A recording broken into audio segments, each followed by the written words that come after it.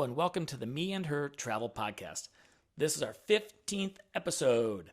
I am Tony along with my wife Julie. Ciao. And we are really excited for this podcast because for the first time since we have started doing this, we are actually recording on location in another country. Yes, we are currently in Italy as we speak, having adventures in pet and house sitting, and we cannot wait to tell you all about it. So grab an espresso or an Aperol Spritz, sit back and live vicariously as we are in Bella Italia. Wheels up. We're gonna be two hearts running wild.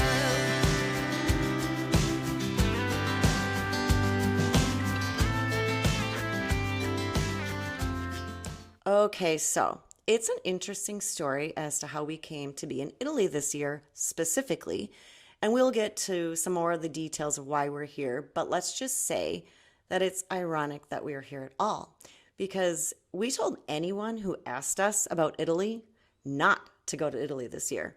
We love Italy, so why would we discourage people to go there this year, Tony?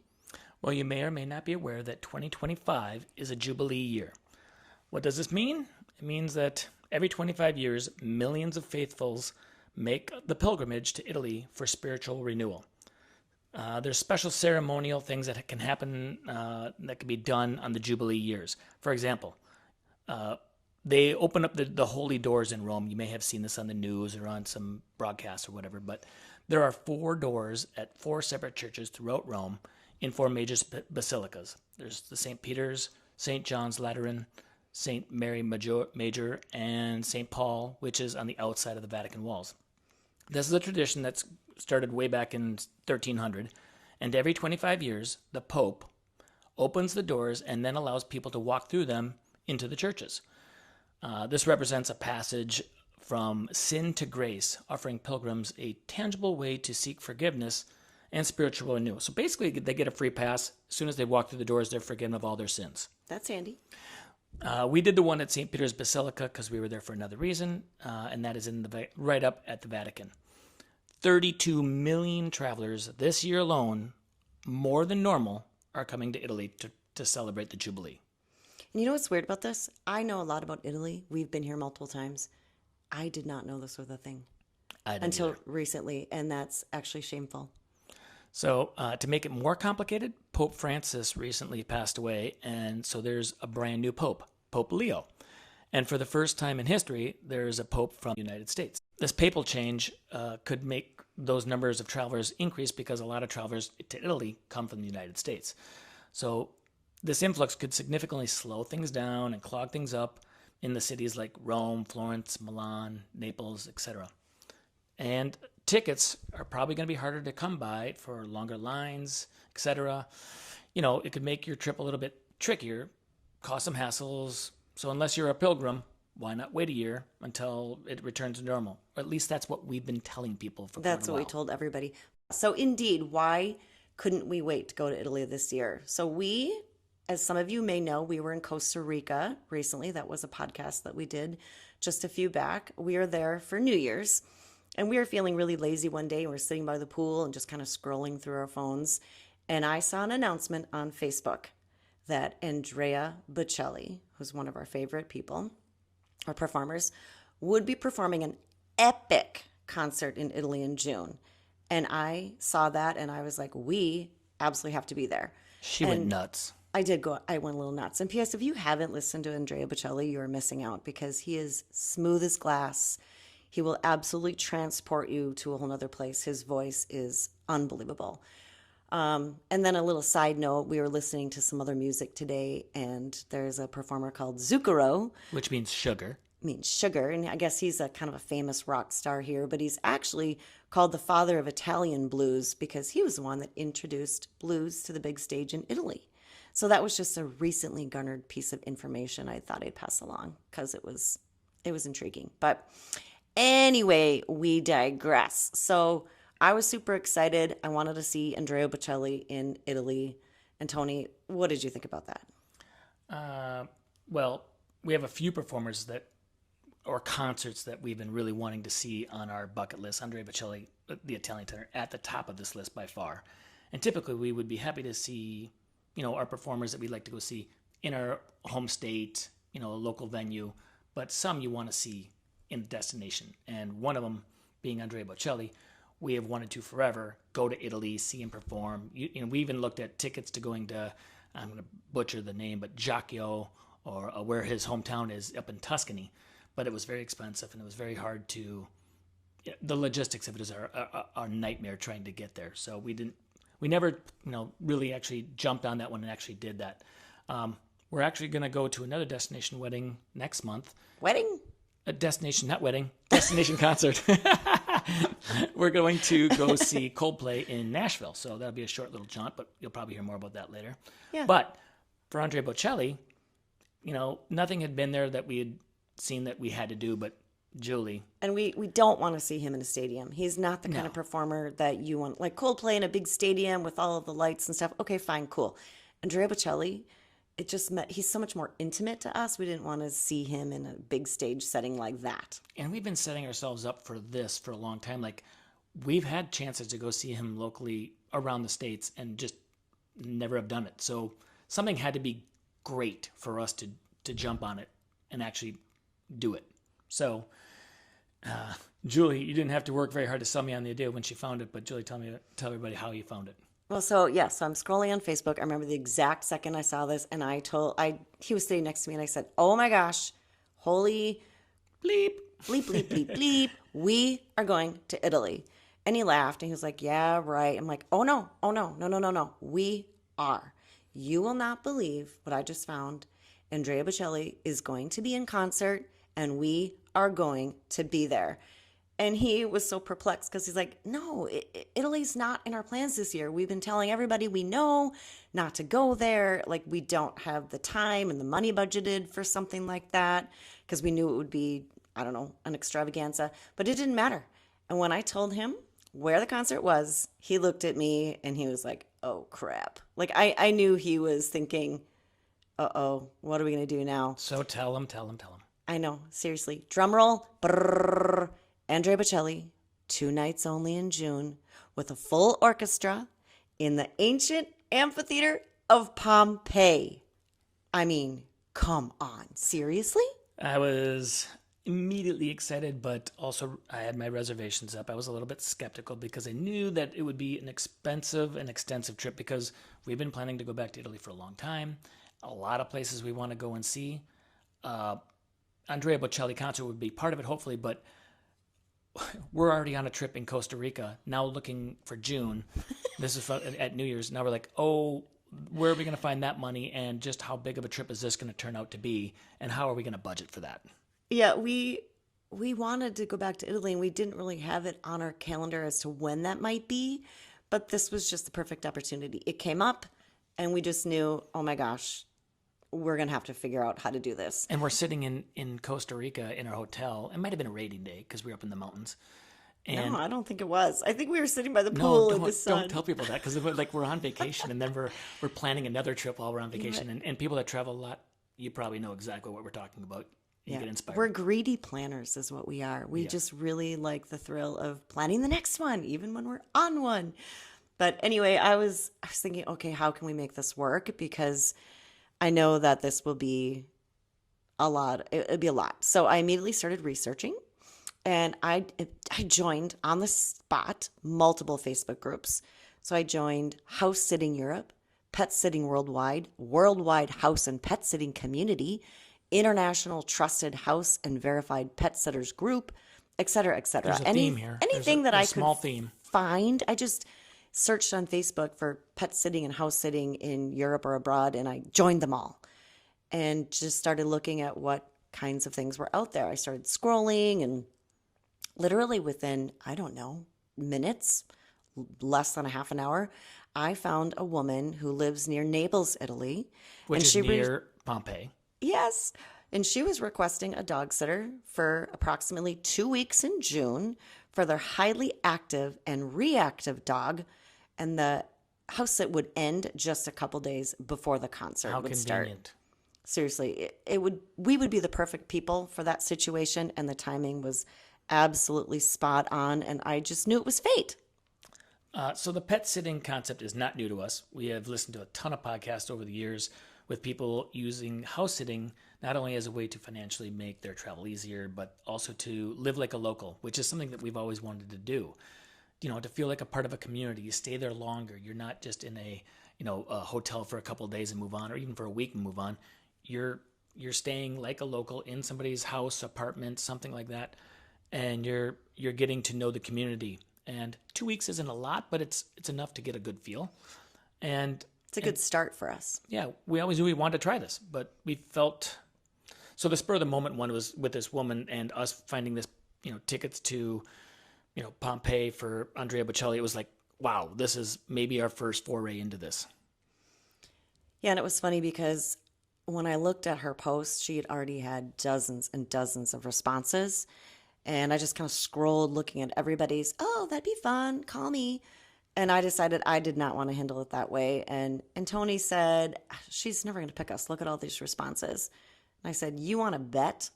So I sent her a really nice private message detailing exactly why we would be the perfect people for her dog. Because at home, we have a highly energetic and reactive dog. We understand what that means. We know Explain to people what reactive, because they're wondering reactive, right now, before they start looking it up. In our dog's case, and actually in the dog that I'm currently looking at right now too, they both have had bad experiences with other dogs and are fearful. And so they tend to go on the offense now and be a little bit more aggressive. Even if it's just barking, they just are. Could be barking, but they, a little bit of snarling here and there, and definitely will pull and tug on the leash. And we know how to deal with that. Yeah, we know how to deal with that. But in addition to having a dog that's like that, so we have experience with it, let's face it, we are mature individuals. We're still very fit and active, so we can go do plenty of walks and activities with the dog. And we're responsible homeowners. We have a house. We know how to deal with electricity and water and a lawn and, all the things that come with being a homeowner. We also get up early, so we can get up early with the dog. And we're not going to throw a party in their house and, have all of our friends over that we meet, whatever. So why shouldn't she choose us? There's no reason. So I shot off this private message to her, and literally within minutes, we had a response back. And I was amazed because that was really fast. And she said she was very interested, but she was currently traveling. And could we have a FaceTime when she got home? And I said, oh my gosh, that's perfect. We're traveling too. That's great. So we really got to work at that moment. Immediately started looking more closely at the concert tickets. Our hearts were pounding too, by the way. We were like, oh my gosh, this might happen. And it could happen so quickly because this is within an hour of us even discovering about Andrea Bocelli. We started looking at concert tickets. Could we get them? How long would we be gone? Where would we stay on the other parts if we were going to be going to Pompeii? Imagining the potential itinerary was kind of overwhelming a little bit at first. It was exciting, but it was daunting. Yeah. We're like, oh my gosh, where do we start? It was exciting to dream about it, and we were almost afraid to get our hopes up because if she said no, now what do we do? A little bit, yeah, a little bit. So we just kind of tabled it and enjoyed the rest of Costa Rica. And then when we all were back in our individual homes, that following Monday, we had a FaceTime call. And for those of you who have never done something like this before, which is most of you, and we haven't either, yes, there is a part of you that thinks, could this be a scam? Are we getting scammed? This seems weird. This is a Facebook group, so. Yeah, it's Facebook. It's not, there are some trusted pet sitters and house sitters group out there, but this is just a Facebook group. And so we were a little bit leery. But once we had that FaceTime call with her and we saw her in person on the screen and we were talking with her, we looked at each other and we both immediately felt at ease, with the situation. And we talked for over an hour asking all kinds of questions on both sides. And at the end of the conversation, I think both felt really comfortable, not just Tony and I, but also her, about the potential arrangement. But she said, well, let's just sleep on it, touch base again tomorrow and see how we feel and see if we have more questions. And we got off the phone with her and we're like, well, we're in, we're fine. But we did have another call the next day for another about 45 minutes. So they was extensive. We really felt like we got to know her. And we decided, yep, we all felt comfortable. So let's do it. And so then at that point, we really needed to do some serious planning. So also, just so that you know that we've been looking at these other websites, there are designated websites with reviews where you have to pay to be a member of them for international house sitting. This is a very big deal elsewhere. And we're going to do a podcast specifically about pet sitting and house sitting, probably coming up very soon, that we learned a lot from, this one that we're on.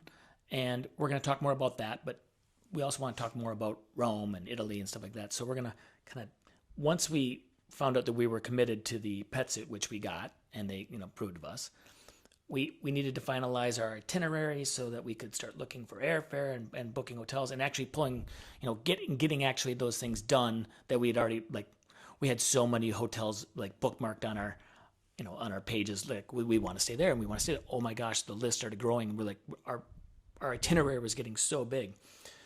And despite it being the Jubilee, we didn't really have any issues with hotel availability because we were thinking we weren't going to be able to find anything, especially in Rome. And we got really great flights because flew directly with the new flights that they had just opened up from Minneapolis to Rome, direct with no stops. Slick. So we jumped on that immediately. And we knew that we would start there. So we had been to Rome before multiple times, but while we love it, we knew that we had a lot of places that we still wanted to see outside of Rome. So we only booked 2 nights in Rome. We regretted it a little bit, but it was also a good starting spot. Yeah, I knew when we were planning it wasn't going to be enough time in Rome. So let's just say, so that Always the pet wanting more. sit, Always wanting more. I know, so greedy. I just wanted to clarify. Yeah, so we are going to talk more about the pet sit. And the reason why we're jumping into Rome now is because the pet sit in our itinerary was actually in the middle. So we had a good 2 weeks in the middle of our itinerary. So we're starting at the beginning of our itinerary, which Do we want was to give Rome. a little rundown as to what the itinerary of the entire trip looks like so they can, because we're not going to get through it all today. We can talk about some of in the front end and up to the pet sit, but do we want to talk about what it looks like from beginning to end and how big we went on this? Sure, we could do that. And then they'll know to What's stay coming up. tuned in the Yeah. following weeks to come because they will be broken down into other podcasts because there's so much content. But sure, why don't you give them a little... All right, so Rundown. we got to remember that I quit tired my job so that we could travel. So we didn't have the restrictions except for our own dog at home, but our daughter's there and she can take care of the dog while we're gone. So kind of seems weird we're going to go pet sit for somebody else's dog. Our dog is at home being pet sitted by our daughter. But that's how you learn, and that's how we want to discover whether or not this is a future way for us to be able to stay abroad extended periods of time. Because some of these pet sits are long-term, like a month or 2 even. Yeah. Anyways, so our initial, hey, we want to go to a concert in Pompeii turned into just over a month in Italy or surrounding area. So let's just say we started in Rome for a couple days. We go up to Perugia, which we'll talk about in a minute. And then we go up to San Marino, the country, which is a small country enclave inside of Italy. Then we went to Giulianova. And then we went down to Naples to where we're at now in in Monte dei Procida. And then we go to Ravello on the Amalfi Coast. And then to Pompeii for the concert. And then down to Matera. And then to Alberobello. And Yay, then to he said it right. I know, I've been working on that one. And then we go to Polignano Amare. Which Polignano. Polignano Amare, sorry. Butchered that one too. And that's on the heel. That's over in the southeast corner of Italy. And then back to Caserta, which is near Naples, and then to Rome to go home. Just, small itinerary. Yeah, we're kind of meandering all A over. lot. Bum. So that's kind of our itinerary, and it is just over a month, That's which a long is the longest we've ever been gone. And we'll talk a little bit more about how that feels in our pet sitting podcast that will be coming soon. So back to Rome, which honestly is one of my favorite topics on the face of the planet. I love Rome so much. The people that say, oh, I don't need to go back to Rome. That's just a big city. I don't understand that. I don't understand it at all. And I think those people perhaps either do not love to be immersed in history as much as we do. It is encapsulating in Rome. You walk hand in hand with it. It is so amazing to me. So either they don't appreciate that, that's just not their thing, and that's fine, or maybe they stayed in the wrong area. And I do think that makes such a big difference to your experience, making sure that your hotel and where you lay your head at night and where you walk your feet all day are in a really cool neighborhood. And I think that perfectly transitions to you, Tony. You can talk about where we stayed. We stayed in, I butcher this all the time too, but Trastevere. Trastevere. Whatever. I'm close enough. Close enough. And it was the perfect location for us. It's a happening neighborhood with quaint streets, tons of sidewalk bars, eateries, and shops. It's walking distance to the main piazzas, and there's a footbridge right from where our hotel was across the river.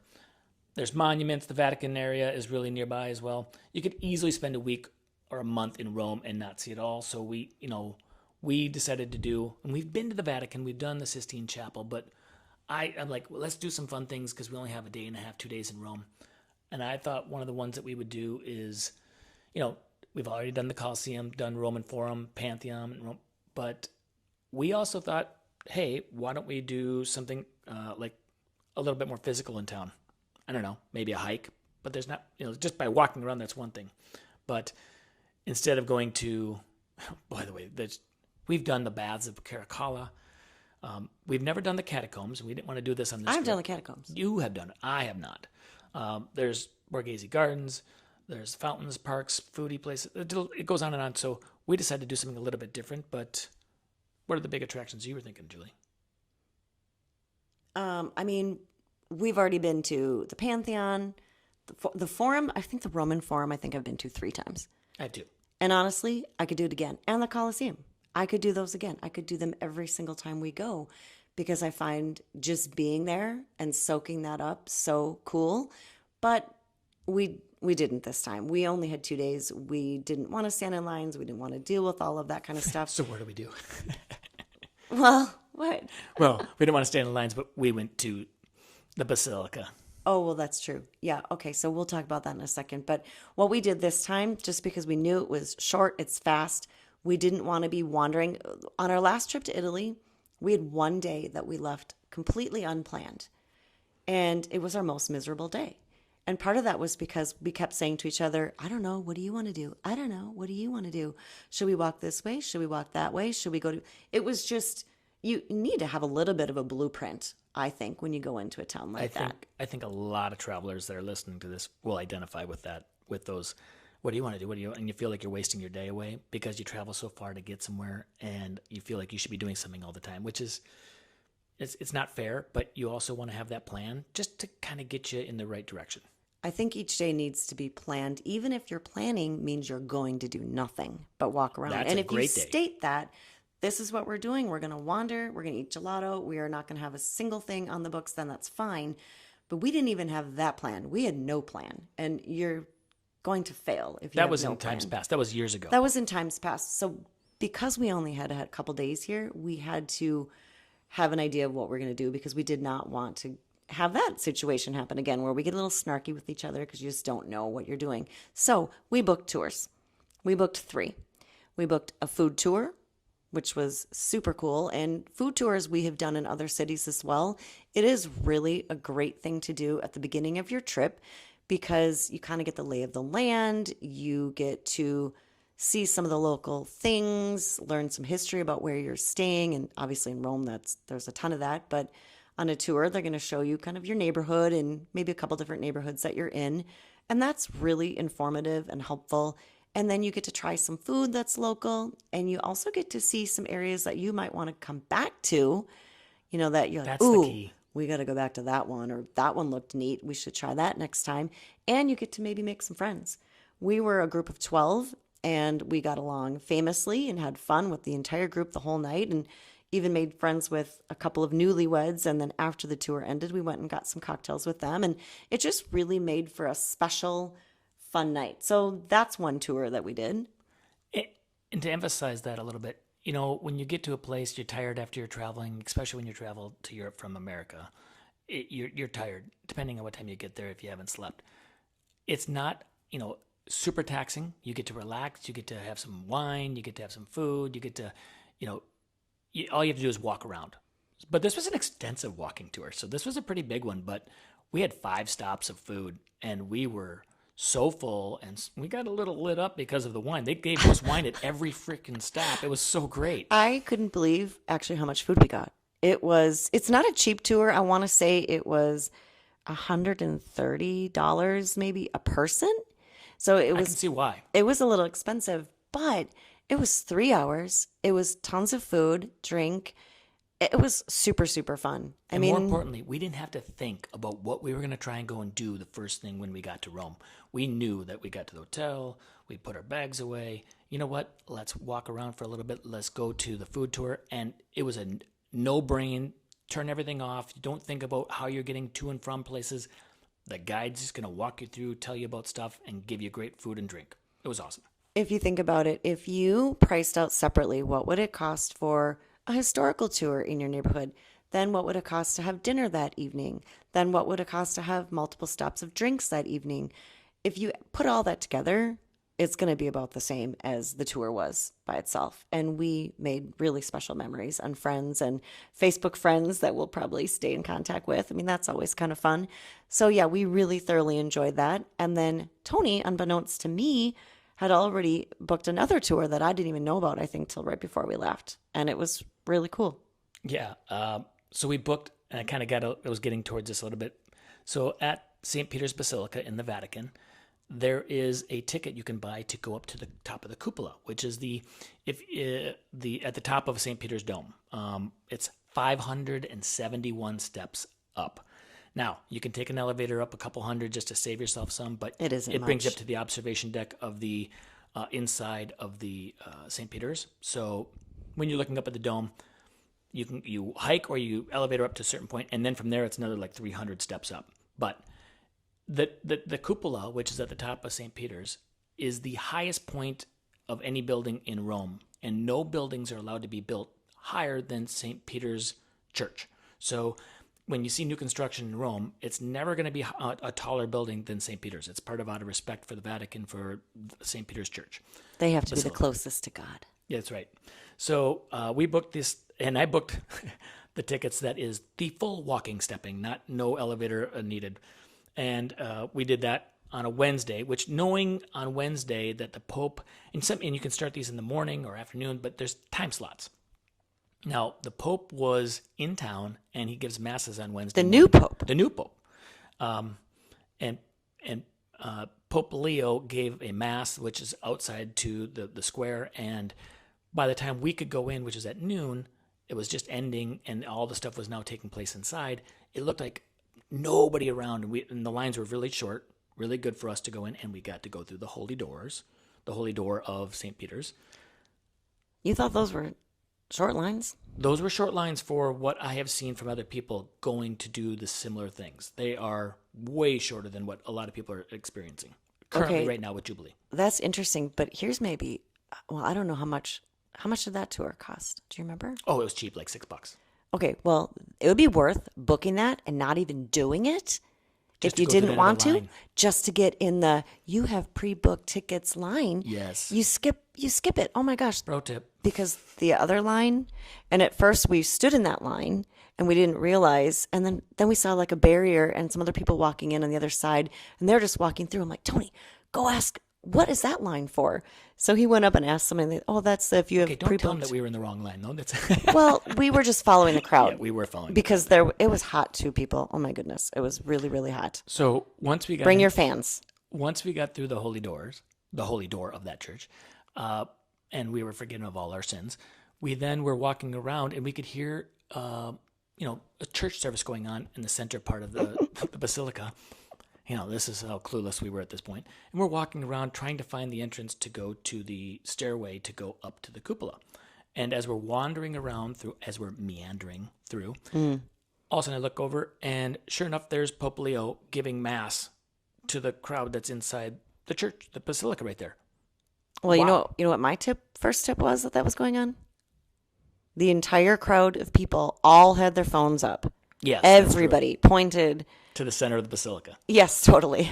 And I was like, oh, he must actually be up there. And I'm so short, I can't see very good. I was kind of jumping, trying to see, and I just stuck my phone up there too. And I did get a teeny little picture of him, but you got some videos. I That's got some pretty good cool. video. Put it on the website. I'm not on the website, but on the Facebook and Instagram. And That stuff. explains why you couldn't even move inside Right, St. it Peter's was packed Basilica. inside. Yeah. So then we found our way to the quasi-hidden door, which Is all the way on the other side of the church, and you have to filter through in one direction.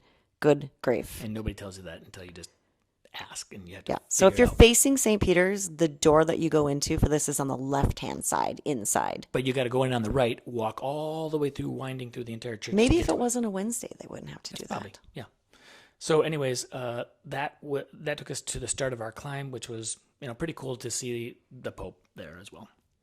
Yeah, because we could, once you get to that first observation deck, you get to look like a little angel over the crowd and see everything. It's a really cool view. It's looks worth down it on for the that. Yeah. Even if you have some mobility issues and you don't want to do the rest of this climb up, which frankly was really not that hard. But if you didn't want to, that is worth it alone. And there are these beautiful mosaics on the walls that were just gorgeous. And then to look up with the sun shining in that cupola with the stained glass, it is absolutely gorgeous. And then when you get up to the top, when you pop out, before you do the next little section, you can fill your water bottles up at the Vatican water fountain. And also, when you go through the first stairs up to a certain point, and you go through after the mosaics, we found, because I wanted to send our daughters postcards from the Vatican, and it's kind of a thing to do. But the store out front in the square was closed. They were sold out of postcards. Sorry, they were open, but they were sold out of postcards. Plus, the line was probably crazy out there. Right. So up here at this point where we've already done a bunch of climbing, there's a little gift shop, and they have a post box, and they have postcards and stuff. I got to do it all right there, and I got to mail it from up at the top of St. Peter's Basilica. And there was nobody in there. Nobody. I mean, if you wanted a souvenir or if, anything, they have souvenirs up there too. You can do all that up there. So also, after you do the mosaics and you climb up, you do have some strenuous climbing when you get up to the very, very peak, which is very small, tight staircase. I mean, it's not designed for big people. And also Or you've big got feet. Big feet. Because they're Yeah, little these steps. are small steps. You actually have a rope to hang on to. So it's a bit of an adventure. It's a little good but anybody could do it. It's not dangerous. You just if have you to go slow. Go slow. And also, the really cool thing about it also was when you're climbing on the dome, on the stairs, everything's angled in because you're on a dome. You're inside the wall of a dome, and you follow the curvature of that dome. So everything, if you walk straight up and down, you're banging your head on the dome because it's a sloped curve in above the steps. I didn't bang my head. I wasn't that tall. You're too short. But you kind of feel like you're in a funhouse or something because it is like, I don't know, kind of a weird balancing thing. So then after that, we did another tour. And that was really cool, by the way. The greatest views of Rome are at the top of that cupola. But Yeah, I enjoyed that that doesn't do it justice to talk about in a podcast because it's just, you got to see videos or you got to see pictures. And there's plenty of that stuff out there. We have some of it as well. We posted a bunch. That one felt special. And for as many people as were at that basilica that day, there was hardly anybody up there with us. Nobody up there. Yeah, hardly anybody. Few random people. Anyway, so our third and last tour that we did was a ghost tour. And if you've listened to our podcast before, you know that we love these kinds of things. This one was not particularly ghosty, and that actually surprised me because you'd think there'd be so many stories to choose from. It was really more of a history tour, and that also is fine. It was great. It started in the Campo di Fiori, and it ended at the Castel St. Elmo, which is right by the Vatican. Walking around Rome in the evening, it's so beautiful. It lights up. It looks golden and romantic. And even some of these places really have ghastly histories, but yet it looks so beautiful when you're walking around. And we really enjoyed it. The woman that was our tour guide had lots of great stories. One of them that really hit home for me, or that I will remember probably for the rest of my life, because a lot of these stories you're not going to remember, right? They're people or ghosts and things that are in the moment. But this one meant a lot to me because if you walk around Rome, no matter where you go, on the corners and on the streets, you will see these Madonnas. And Jesus, and they're painted up on the wall, or they have these little portraits kind of thing. And oftentimes they're lit up with a candle or with some kind of lighting. And you can't help but notice them. They're everywhere. Well, she told us that at one point in time, they decided, and I guess the oldest one is 500 years old. And at one point in time, there was 3,000 of these Madonnas that actually called Madonellas. Madonnella. There was 3,000 at one time, and now half of them still exist, that's mind-boggling. But and when I say they, like the city planners decided to. They exist, Julie, but they exist. Some of them are really beat up and neglected. Some of them are.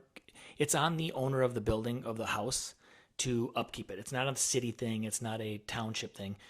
The owner of that building, if they want to upkeep that Madonnella, they have to have it repainted, touched up, keep the cobwebs, the bird's nests out of it, the lighting working.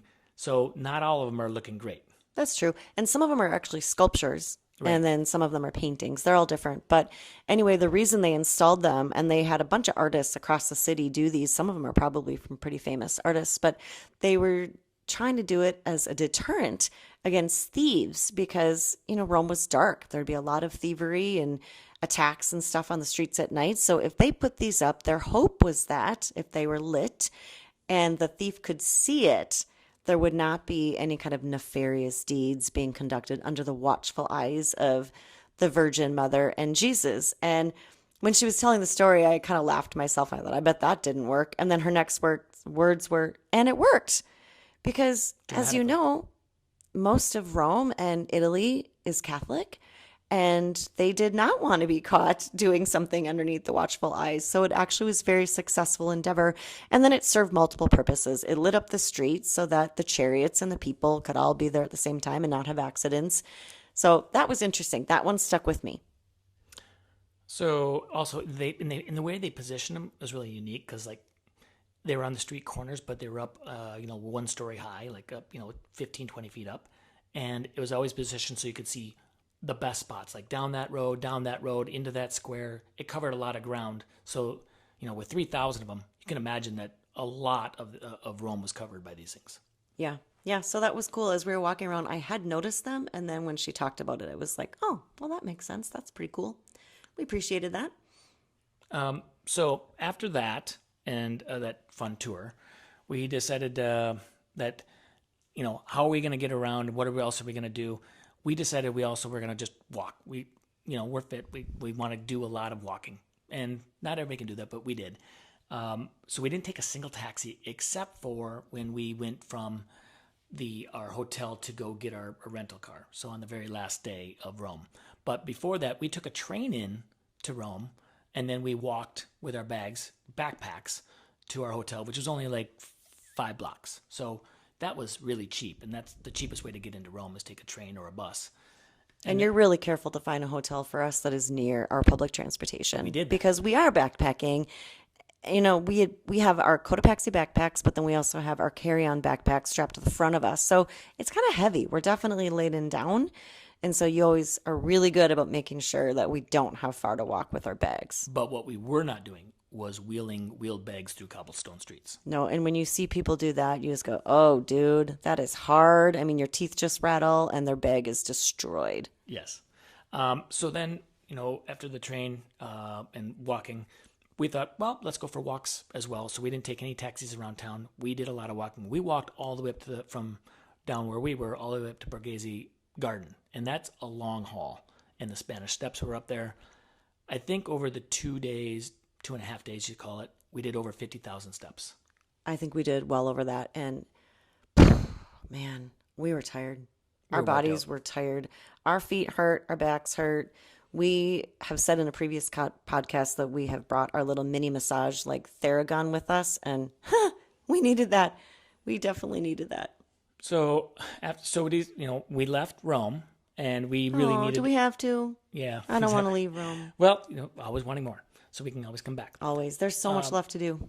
So we decided that we were going to go get our car. And we took the taxi to the Europe Car, which is a rental agency in Europe, and the car hire. And we picked up our car and we headed for Perugia.